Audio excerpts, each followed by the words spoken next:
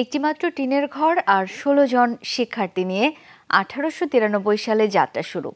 সেই থেকে সুনামের সাথে জ্ঞানের আলো ছড়াচ্ছে ঝিনাইদহের শৈলকুপা সরকারি পাইলট উচ্চ বিদ্যালয়। ১৩১ বছরে পা দিয়েছে বিদ্যাপীঠটি। এবারই প্রথমবারের মতো বড় পরিসরে আয়োজন করা হয়েছে ঈদ পুনর্মিলনী ও প্রাক্তনী সম্মেলনের। পুরনো বন্ধুদের পেয়ে স্মৃতিচারণে মেতে ওঠেন প্রাক্তন শিক্ষার্থীরা।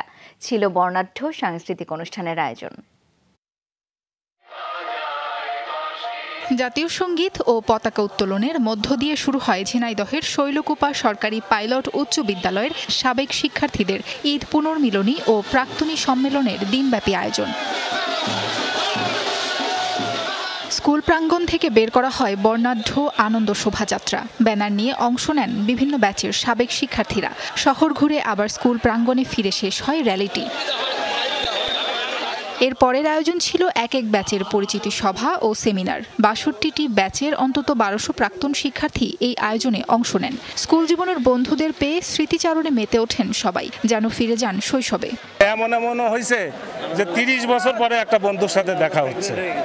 আমরা আসলেই খুব ইমোশনাল হয়ে পড়েছি। আমরা তো ৮০ সালের ব্যাচ, তাহলে ৮০ সাল মানে কি সেই ৪৪ বছর পরে আজকে মিলন মেলায় অংশগ্রহণ করলাম। যারা আমার স্যার আছে, মানে অনেক বয়স্ক স্যার যারা মানে প্রথম পর্যায়ের স্যাররা, তাদের সাথেও আজকে দেখা হচ্ছে যারা এই কলেজের স্কুলের ছাত্র ছিল।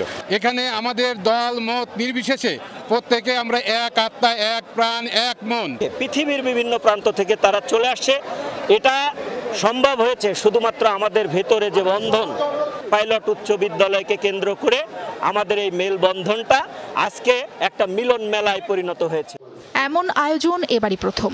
আয়োজকরা বলছেন প্রতি বছরই এ ধরনের মহা মিলন মেলা করতে চান তারা।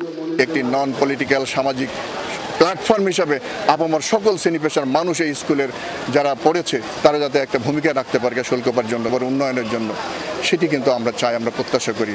আমরা সেই দিকেই লক্ষ্য নিয়ে আমরা কিন্তু এগোচ্ছি।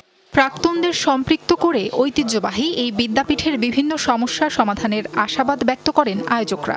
আমরা আশা করি এই অনুষ্ঠানের মাধ্যমে আমাদের যারা সংশ্লিষ্ট কর্মকর্তা আছেন তাদের সঙ্গে আলোচনা করে আমরা এই স্কুলটাকেও আরও একটু উন্নত অবকাঠামো তৈরি করা যায় কিনা বা সায়েন্টিফিক বিষয়গুলোকে করা যায় কিনা, এগুলো আমরা আমাদের এই অনুষ্ঠানের এটাও কিন্তু একটা উদ্দেশ্য।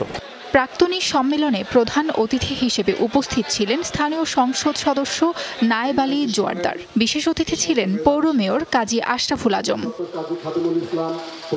সাবরিনা লিজা, যমুনা নিউজ।